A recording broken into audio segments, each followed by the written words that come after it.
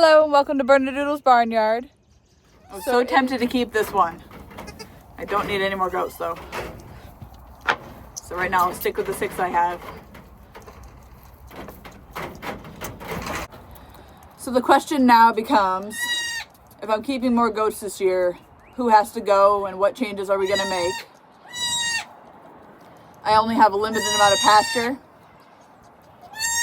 Little guy, stop screaming. I just let him. I only have a limited amount of pasture and pen space. So my husband and I are discussing a few different options.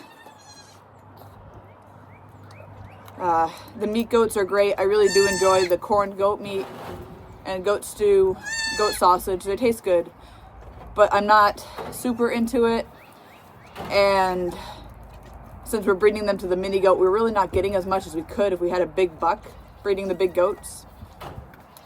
So the couple options we're discussing is getting a big buck, which means I have to build another pen to cover the big goats.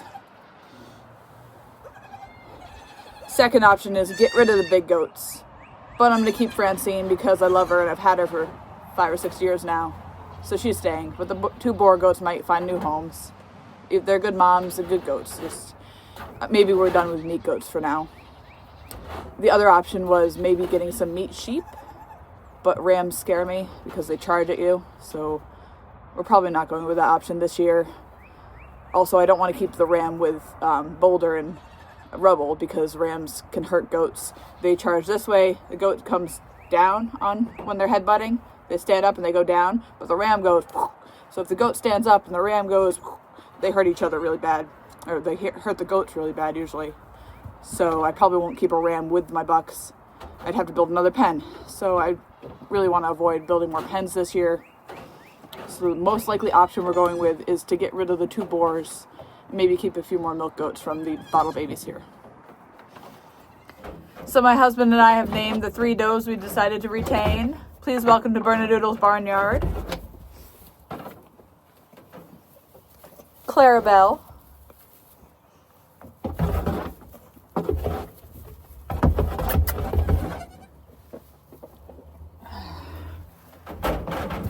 Heffalump.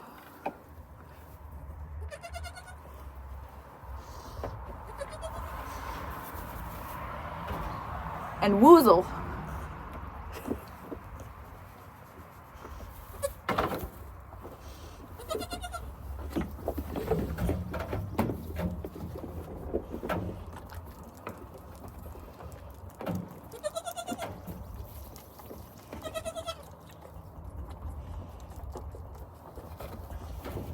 So this lady here is Rue. She's one of my original girls.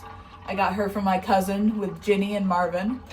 So she's one of my favorite does. She has a very deep body, and her udder the last 2 years has been a really gorgeous, big udder.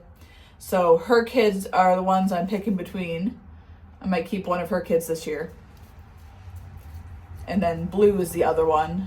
She's the daughter of Lavender, very big-bodied goat, very deep-bodied, nice udder. Rue has slightly better capacity, but Lavender and Blue overall have a nicer body shape, and their udder is really nice. Just Rue definitely has more capacity overall. So this is Blue, Lavender's daughter. The other kid I'm gonna pick, if I keep any this year, is hers, the big white one. So while I'm not breeding goats for show or registered animals, I do try to pick the best to retain. Along the standard of perfection for goats. I'm looking for the ones with the best bodies, the best udders. So that way when I'm milking, I get the most milk.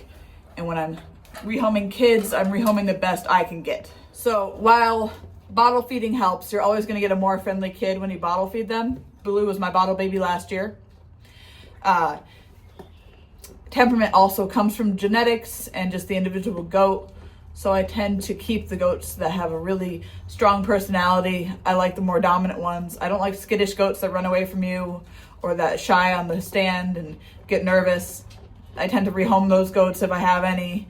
And then I keep the ones that are a little more fun, sassy personality because they're going to come when you call them most of the time. And they're going to be pushy with the food, so they're gonna hop right on the stand. I like more dominant goats. So all the things that make a show animal have a purpose.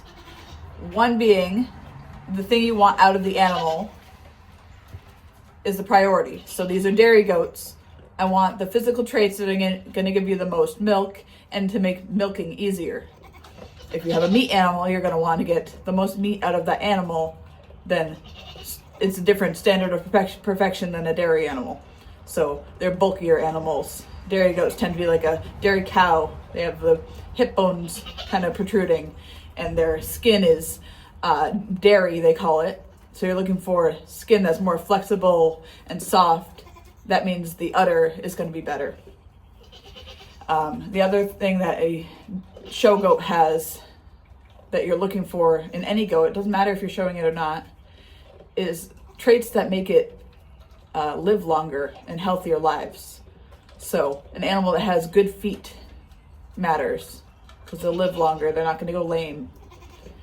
An animal that has good udder attachment, meaning it's high and tight to their body, means that when they have a few kiddings, their teats aren't hanging on the ground, which you're going to put a goat down for that for the most part, because it's going to be affecting the health of the goat when their udder is touching the ground and getting infected. And the kid can't drink on it at that point either. And then body shape. You want a deep-bodied goat, and you want a wide goat.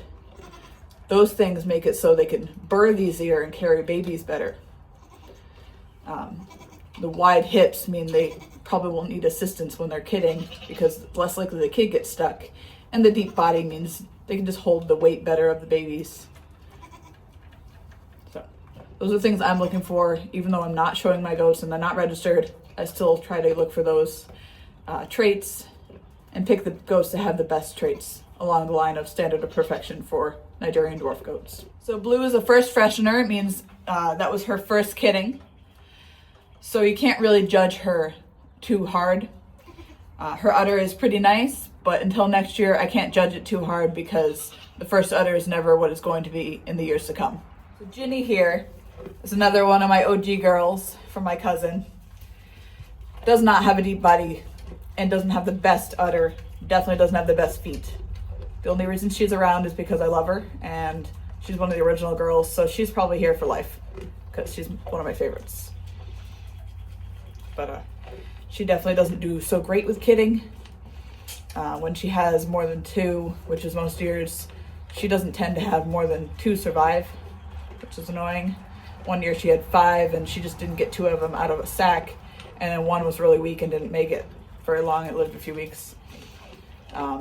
This year she had one, I'm not sure if it was stillborn or if it died because she didn't take care of it good enough. So I do try to be out there when she gives birth, but unfortunately she usually does it in the middle of the night or when I'm not out there. So even though I'm checking on her, I missed it a few times and we end up with more dead kids with Ginny than other goats, so I'm not a fan of that.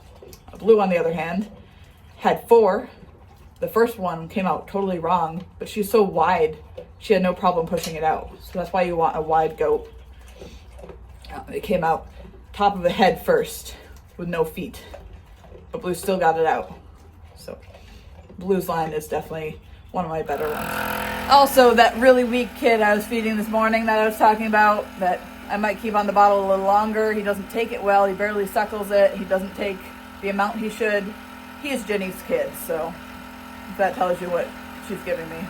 The big black doe that she gave me this year is beautiful, very strong. No problems with her. Just